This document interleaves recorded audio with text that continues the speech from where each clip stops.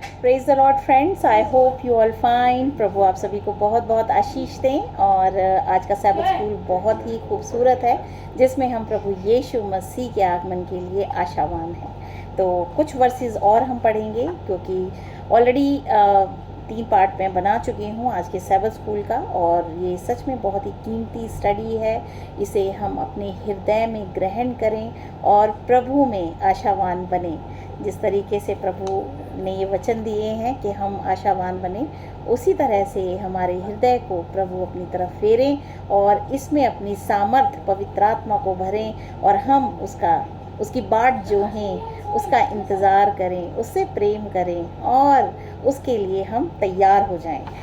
कुछ वर्सेस मैं पढ़ना चाहूँगी। 19 अध्याय प्रकाशित वाक्य और उसकी 7वीं वर्ष बताती है, आओ हम आनंदित और मगन हों और उसकी स्तुति करें, क्योंकि मेमने का विवाह आ पहुंचा है। प्रभु यीशु मसीह के आने के समय के बारे में ये दर्शाता है, और उसकी दुल्हन ने अपने आप को तैयार कर लिया है और उसको शुद्ध और चमकदार महीन मलमल पहनने का अधिकार दिया गया, क्योंकि उस महीन मलमल का अर्थ पवित्र लोगों के धर्म के कार्य हैं। प्रभु ने उनको बदला और वो एक पुराने जीवन को उन्होंने त्यागा है और नए जीवन में प्रवेश किया है। वो प्रभु यीशु मसीह में नई सृष्टि हैं, और इस तरीके से उन्हें पवित्र मलमल को पहनने का अधिकार प्रभु यीशु मसीह ने दिया है, और जिसके द्वारा वो अपने कार्यों को भलाई की तरफ लेके जाते हैं और भले कामों में वो लगे रहते हैं।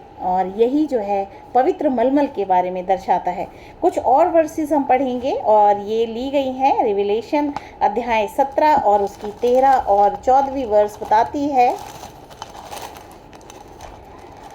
17 वर्स 13 एंड 14, 17, 13, 14 में लिखा है, ये सब एक मन होंगे और वे अपनी सामर्थ और अधिकार उस पशु को देंगे। वे मेमने से लड़ेंगे और मेमना उन पर जय पाएगा, क्योंकि वह प्रभुओं का प्रभु और राजाओं का राजा है, और जो बुलाए हुए और चुने हुए और विश्वासी हैं वे उसके साथ हैं, वे भी जय पाएंगे।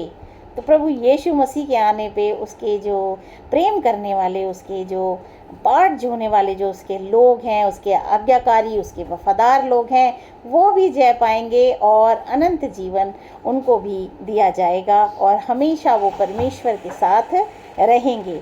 बहुत ही सुहावने वचन है ये। इनमें हम अपने जीवन की सार्थकता को पा सकते हैं, और मनुष्य जाति की सार्थकता इसी में है कि वो परमेश्वर के साथ रहे। आने वाले समय में एक इवेंट जो होने वाला है, प्रभु यीशु मसीह आने वाले हैं, तो जितनी भी मनुष्य जाति है उसे अपने को जो है एक मौका दिया है परमेश्वर ने कि वो प्रभु को जाने और अपने मन को फिराकर अपने जीवन को बदले और पवित्र कार्यों को करे और विश्वासी बने, परमेश्वर की आज्ञाओं को माने, और उसका जीवन जो है वो बचाया जाएगा, क्योंकि वो परमेश्वर को ग्रहण करते हैं और परमेश्वर जो है उन्हें दोबारा से सृज देंगे। ये है वास्तविकता मनुष्य के जीवन की। मनुष्य को कभी भी परमेश्वर ने मरने के लिए नहीं बनाया था। ये पाप है और उसकी सज़ा मौत है जो मनुष्य जाति में फैल गई, लेकिन प्रभु यीशु मसीह के द्वारा अनंत जीवन इस संसार में आया, और हम जब प्रभु यीशु मसीह पे विश्वास करते हैं तो वो अनंत जीवन हमारा हो सकता है, यदि हम सच्चे पश्चाताप को करके और परमेश्वर पर विश्वास करते हैं। प्रभु यीशु मसीह की दया में हम अपने आप को ढांपते हैं, तो हमारा जीवन बच सकता है।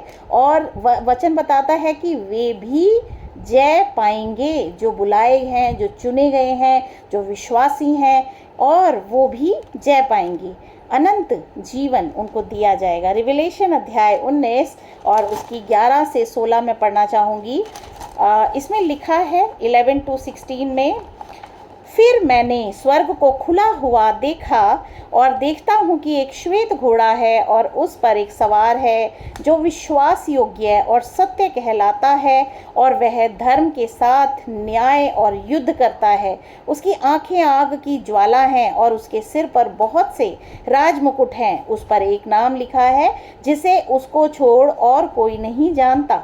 वह लहू छिड़का हुआ वस्त्र पहने हैं और उसका नाम परमेश्वर का वचन है। स्वर्ग की सेना श्वेत घोड़ों पर सवार और श्वेत और शुद्ध मलमल पहने हुए उसके पीछे पीछे है। जाति जाति को मारने के लिए उसके मुंह से एक चोखी तलवार निकलती है। वह लोहे का राजदंड लिए हुए उन पर राज्य करेगा और सर्वशक्तिमान परमेश्वर के भयानक प्रकोप की जलजलाहट की मदिरा के कुंड में दाख रौंदेगा। उसके वस्त्र और जांघ पर यह नाम लिखा है, राजाओं का राजा और प्रभुओं का प्रभु। और ये जो है रेफर करता है प्रभु यीशु मसीह को। प्रभु यीशु मसीह राजाओं के राजा हैं और प्रभुओं के प्रभु हैं और वो प्रेम करने वाले परमेश्वर हैं। तो हमारे पास ये अपॉर्चुनिटी है कि हम प्रभु यीशु मसीह के आगमन के लिए अपने आप को तैयार करें और परमेश्वर की जो दया इस पूरे संसार पर प्रकट की गई है उसको ग्रहण करें और प्रभु यीशु मसीह के विश्वासी जन बने। तो प्रभु आप सभी को आशीष दें। आमीन।